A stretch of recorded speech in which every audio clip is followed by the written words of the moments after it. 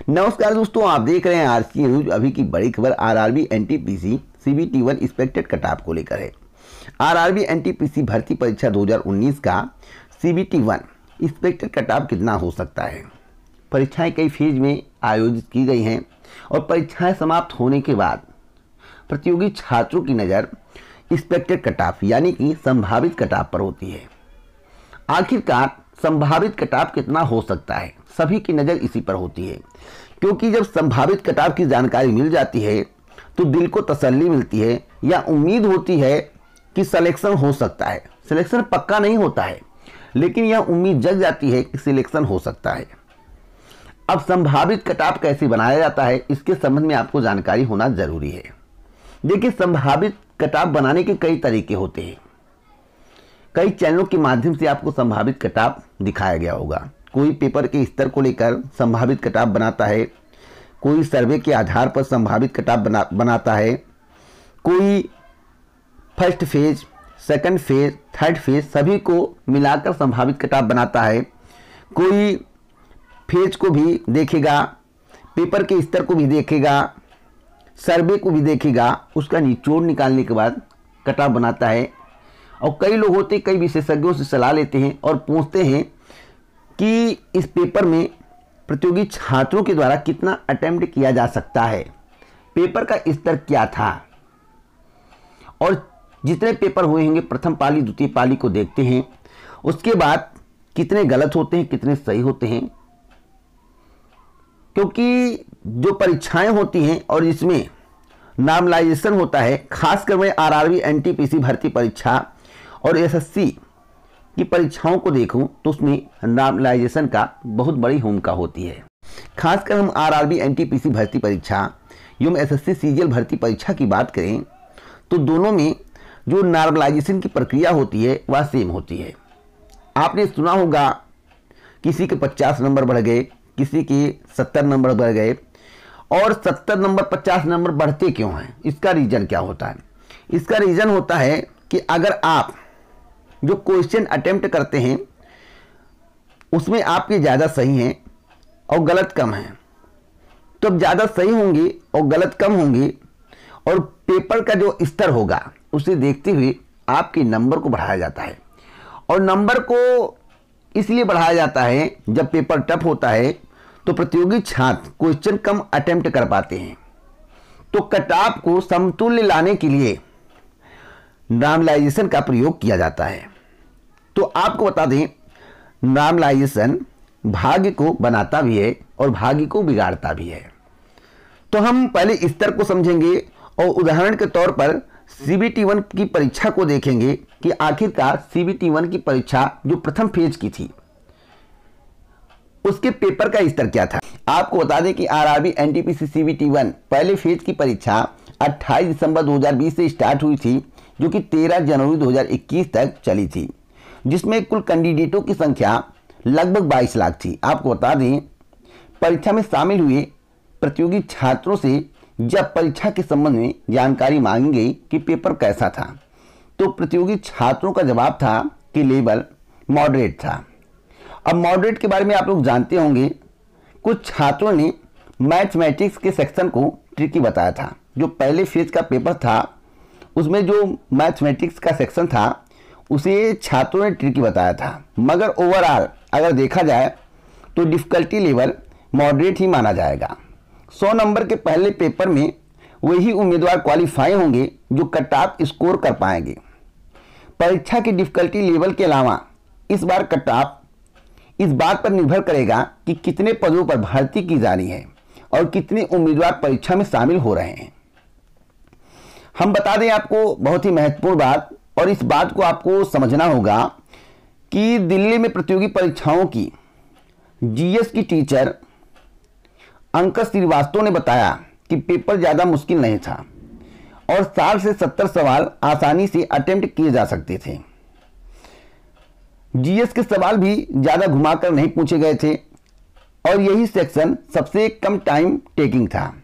छात्रों का फीडबैक भी यही था कि केवल मैथ्स का सेक्शन थोड़ा टाइम टेकिंग माना जाता है, और जो पहले फेज का पेपर था उसमें मैथ्स ही कुछ टाइम ज़्यादा ले रहा था, बाकी सब सही था, मगर कैलकुलेशन आसान थी और कुल मिलाकर पेपर सिंपल से मॉडरेट लेवल का था। तो अब नॉर्मलाइजेशन का जो असर होगा इस पर बहुत बड़ा होगा। आपको बता दें कि बड़ी संख्या में छात्र परीक्षा दे रहे हैं, इसलिए कट ऑफ स्कोर हाई रहने की संभावना है। अब इतना भी हाई नहीं रहेगा कि किसी का चयन ना हो। देखिए, उम्मीद सभी को लगाना है, क्योंकि सभी ने मेहनत से तैयारी की है और दिल से परीक्षा दी है, तो उम्मीद सभी को करना है।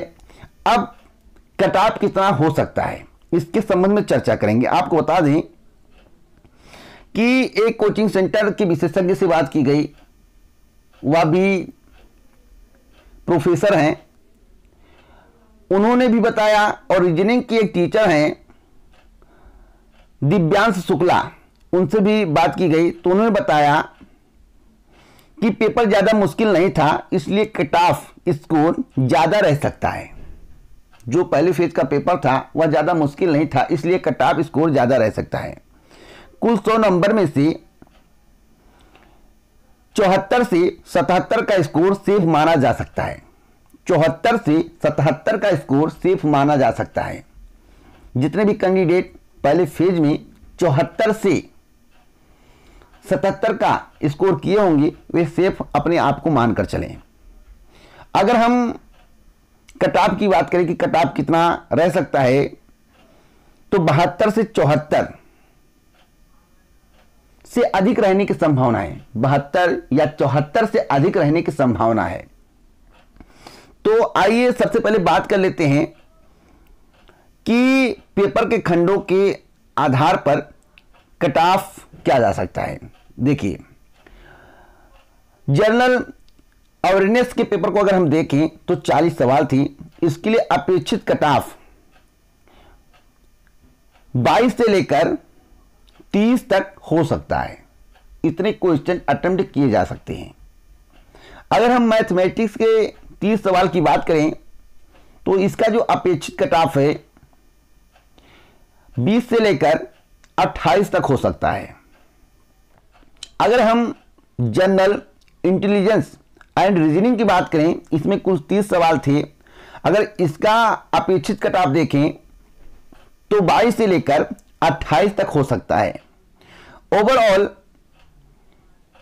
अगर हम बात करें और एक आंकड़ा निकालें तो 49 से लेकर 65 तक कट ऑफ हो सकता है। इसका मतलब है कि 65 से नीचे कट ऑफ रहने की संभावनाएं बहुत कम है। आप मानकर चलिए कि 63 और 65 के बीच में कम से कम कट ऑफ रहेगा। अब जोन वाइज जो मेरे द्वारा आपको जानकारी दी जाएगी तो आपको इस बात की जानकारी हो जाएगी कि किस जोन में कितना कट ऑफ जा रहा है। लेकिन ओवरऑल अगर माना जाए तो कितने वाले सेफ हैं, आइए इसके बारे में जान लेते हैं।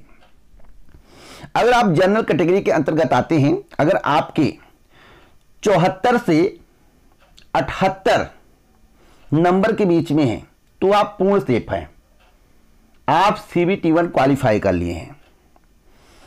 अगर आप OBC कैटेगरी के अंतर्गत आते हैं, अगर आपके 68 से लेकर 72 के बीच में हैं तो आप पूर्ण सेफ हैं। अगर आप SC कैटेगरी के अंतर्गत आते हैं, अगर आपके 52 से लेकर 56 के बीच में है तो आप पूर्ण सेफ हैं। अगर आप ST कैटेगरी के अंतर्गत आते हैं, अगर आपका 49 से लेकर 53 के बीच में है तो आप पूर्ण सेफ हैं। तो यह एक संभावित कट ऑफ है। लेकिन अगर हम जोन वाइज डिवाइड करेंगे तो कहीं कम कट ऑफ जा सकता है, कहीं हाई जा सकता है, लेकिन ओवरऑल जो कट ऑफ रहने वाला है यही रहने वाला है। अगर हम सबका एक आंकड़ा निकालेंगे तो कट ऑफ आपको यही देखने को मिलेगा। वीडियो आपको कैसा लगा? अगर आपको वीडियो पसंद आया हो तो लाइक शेयर जरूर कर दें। अगर आपको जोन वाइज कट ऑफ जानना है, किस जोन के बारे में आप जानकारी चाहते हैं, उसके संबंध में कमेंट बॉक्स में जरूर बताएं। मैं आपको जोन वाइज कट ऑफ दूंगा और संपूर्ण सही और सटीक कट ऑफ दूंगा। इसलिए आप वीडियो को लाइक शेयर जरूर कर दें, चैनल को सब्सक्राइब कर लें, बेल आइकन दबा दें, ऑल पर सेट कर दें, जिससे हमारे वीडियो का नोटिफिकेशन आपके पास सबसे पहले पहुंच जाए, वीडियो को आप सबसे पहले देख पाए। जय हिंद, जय भारत दोस्तों, नमस्कार।